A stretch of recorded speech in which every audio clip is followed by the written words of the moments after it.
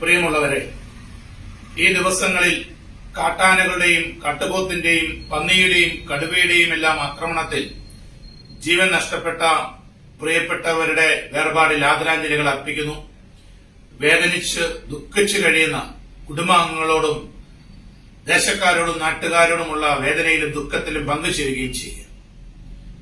കേരളത്തിലെ ഈ ദിവസങ്ങളിൽ 50,000 രൂപയിൽ കൂടുതൽ ശമ്പളമോ പെൻഷനോ ഒറ്റത്തവണയായി പിൻവലിക്കാൻ പാടില്ല എന്ന നിർദ്ദേശം വന്നതിന്റെ പേരിൽ ലക്ഷക്കണക്കിന് രൂപ ശമ്പളം വാങ്ങുന്നവര് സമരം നടത്തിക്കൊണ്ടിരിക്കുമ്പോൾ, ഒരു സൈഡിൽ അവർ ഗവൺമെന്റിന് സർക്കാരിനെതിരെ സമരം നടത്തിക്കൊണ്ടിരിക്കുമ്പോൾ, ഇവിടെ ജീവിതത്തിന്റെ നിലനിൽപ്പിന് വേണ്ടി പറമ്പിൽ അധ്വാനിച്ച് കഷ്ടപ്പെടുന്ന ഒരുപറ്റം ആളുകൾ തങ്ങൾ നട്ടുപിടിപ്പിച്ച തങ്ങളുടെ വസ്തുവകകളുടെ, തങ്ങളുടെ കാർഷിക വിളകളുടെ സംരക്ഷണത്തിനും തങ്ങളുടെ ജീവനും സ്വത്തിനും സംരക്ഷണം വേണമെന്നും ആവശ്യപ്പെട്ടുകൊണ്ട് നിലനിൽപ്പിന് വേണ്ടിയുള്ള ഒരു അധ്വാനത്തിലാണ്, നിലനിൽപ്പിന് വേണ്ടിയുള്ള ഒരു പോരാട്ടത്തിലാണ്. ഇതിന്റെ ഇടയിലാണ് ഇപ്പോൾ വീണ്ടും വന്യമൃഗ ആക്രമണങ്ങൾ നടന്നുകൊണ്ടേയിരിക്കുന്നത്.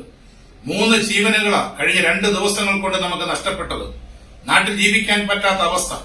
ദൈവത്തിന്റെ സ്വന്തം നാട്ടിനെ വന്യജീവികളുടെ നാടാക്കി മാറ്റുന്ന ഭരണകൂടങ്ങൾ, മനുഷ്യന്റെ ജീവനും സ്വത്തിനും സംരക്ഷണം നൽകേണ്ട സർക്കാരുകൾ നിസ്സംഗരായി നോക്കുകുത്തികളായിട്ട് നിൽക്കുകയാണ് ആർക്കൊക്കെയോ വേണ്ടി. 4-7 ഫോറസ്റ്റുകാരെ നിയന്ത്രിച്ചു നിർത്താൻ അറിയാത്ത വനമന്ത്രിക്ക് എങ്ങനെയാണ് തുടരുവാനുള്ള ധാർമ്മികമായ അവകാശമുള്ളത്? ആ മന്ത്രിക്കും അദ്ദേഹത്തിന്റെ പേഴ്സണൽ സ്റ്റാഫിനും അദ്ദേഹത്തിന്റെ ഡിപ്പാർട്ട്മെന്റിലെ ഫോറസ്റ്റ് ഉദ്യോഗസ്ഥർക്കും ശമ്പളം നൽകുന്നതിന് എന്ത് ബാധ്യതയാണ്? ശമ്പളം നൽകുന്നതിന് വേണ്ടി നികുതിയും മറ്റും അടയ്ക്കാനുള്ള എന്ത് ബാധ്യതയാണ് ഇവിടുത്തെ കർഷകർക്കുള്ളത്? ഈ ബാധ്യതയും കർഷകർ ഏറ്റെടുക്കുകയാണ്. എന്നിട്ടും ജീവനും സ്വത്തിനും സംരക്ഷണം ലഭിക്കാത്ത അവസ്ഥ. ഇവിടുത്തെ 5% മാത്രം വരുന്ന സർക്കാർ ഉദ്യോഗസ്ഥർക്കും 3% വരുന്ന ട്രേഡ് യൂണിയനുകൾക്കും 1% മാത്രം വരുന്ന കോർപ്പറേറ്റുകൾക്കും വേണ്ടി ഭരണം നടത്തുന്ന സർക്കാരുകളെ നമ്മൾ വലിച്ചെറിഞ്ഞേ പറ്റൂ. രാഷ്ട്രീയ പാർട്ടികൾക്കും രാഷ്ട്രീയ പ്രത്യയശാസ്ത്രങ്ങൾക്കും അപ്പുറത്തേക്ക് ഈ ഭൂമി മലയാളത്തിലെ ഇന്ത്യ മഹാരാജ്യത്തെ 90% വരുന്ന കർഷക ജനതയ്ക്ക് വേണ്ടി കർഷകർ ഭരിക്കുന്ന സർക്കാരുകൾ രൂപപ്പെടണം. കോർപ്പറേറ്റുകളുടെ പണാധിപത്യത്തിന്റെ മേലെ കർഷകരുടെ സംഘടിത ശക്തി ഉയർന്നു നിൽക്കണം. എന്നാൽ മാത്രമേ നമുക്ക് ഈ രാജ്യത്തിന് രക്ഷയുള്ളൂ, നമ്മുടെ നാട്ടിൽ രക്ഷയുള്ളൂ. കോർപ്പറേറ്റുകൾക്ക് വേണ്ടിയിട്ട് അല്ലെങ്കിൽ വർഗീയത വിതച്ചുകൊണ്ട് ഭരണം നടത്തുന്ന കേന്ദ്ര സർക്കാരിന്റെ നടപടികളിലോ സ്വജനപക്ഷപാതവും അഴിമതിയും മാത്രം ലക്ഷ്യമാക്കി പ്രവർത്തിക്കുന്ന ഈ കേരളത്തിലെ ഭരണ പ്രതിപക്ഷ മുന്നണികളുടെ പ്രയാണത്തിൽ നിന്ന് നമ്മൾ കർഷകർ ഒരു നന്മയും പ്രതീക്ഷിക്കേണ്ട. നമുക്ക് വേണ്ടിയല്ല ഭരിക്കുന്നത്, കോർപ്പറേറ്റുകൾക്ക് വേണ്ടി 2 ഗവൺമെന്റുകൾ ഭരിക്കുന്നത്. അതിനാൽ തന്നെ ഇവിടുത്തെ കർഷക സംഘടനകൾ ഫാർമേഴ്സ് അസോസിയേഷനുകളുടെയോ അല്ലെങ്കിൽ കർഷക സംഘടനകളുടെയോ ഒക്കെ പേരില് സംയുക്തമായിട്ട് സ്ഥാനാർത്ഥികൾ മത്സരിക്കണം. ഈ തെരഞ്ഞെടുപ്പിൽ, പാർലമെന്റ് തെരഞ്ഞെടുപ്പിൽ കർഷകരുടെ പ്രതിനിധികളായിട്ട് ഒരു മാറ്റത്തിന്, ഒരു വിപ്ലവത്തിന് നാം തുടക്കം കുറിക്കണം.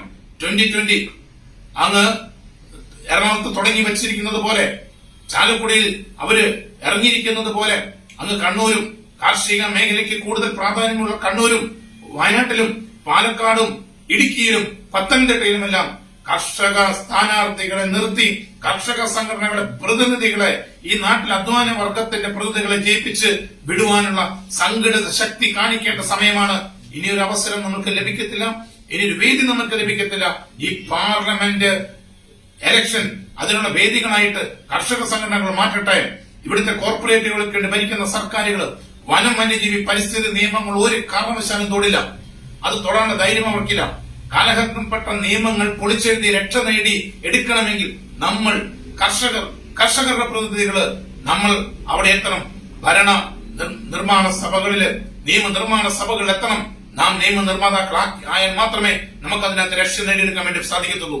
ഇതിന് നമ്മുടെ ജാതിയോ മതമോ വർഗമോ വർണ്ണമോ രാഷ്ട്രീയമോ ഒന്നും തടസ്സമാകരുത്. അതൊന്നും ഇതിന് തടസ്സമായി മാറാൻ വേണ്ടി പാടില്ല. ഇതെല്ലാം വ്യത്യസ്തമായിട്ട് ഇരിക്കുമ്പോഴും ഒരു കാര്യം മാത്രം നമ്മൾ ചിന്തിക്കണം. നമ്മുടെ എല്ലാം ചോരയുടെ കളർ ഒന്നാണ്, എല്ലാ കർഷകരുടെയും വേർപ്പിന്റെ കളർ ഒന്നാണ്. കർഷകരുടെ കാര്യത്തിൽ ഭരണകൂടങ്ങൾ കാണിക്കുന്ന നിസ്സംഗത അവസാനിപ്പിച്ചു തീരും. കർഷകരുടെ ജീവൻ വെച്ച് വിലപേശാൻ ഇനി ഒരു സർക്കാരിനെ നമ്മൾ അനുവദിച്ചുകൂടാ.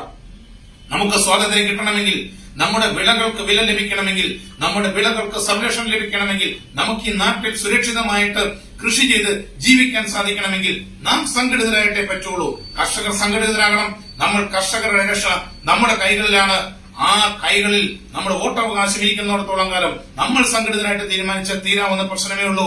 അതുകൊണ്ട് കർഷകരുടെ ഇന്ത്യക്കായി നമുക്ക് ഒന്നിക്കാം. കർഷകർ ഭരിക്കുന്ന കേന്ദ്ര സംസ്ഥാന സർക്കാരുകൾ രൂപപ്പെടുന്നതിനായിട്ട് നമുക്ക് അധ്വാനിക്കാം, പ്രയത്നിക്കാം, സംഘടിതരാകാം. ഒരു കർഷക ഇന്ത്യ രൂപപ്പെടുത്താം. കാർഷിക നിയമങ്ങൾ നമുക്ക് പൊളിച്ചെഴുതിക്കൊണ്ട് അടുത്ത തലമുറ മണ്ണിൽ അധ്വാനിച്ച് ജീവിക്കാൻ വേണ്ടുന്ന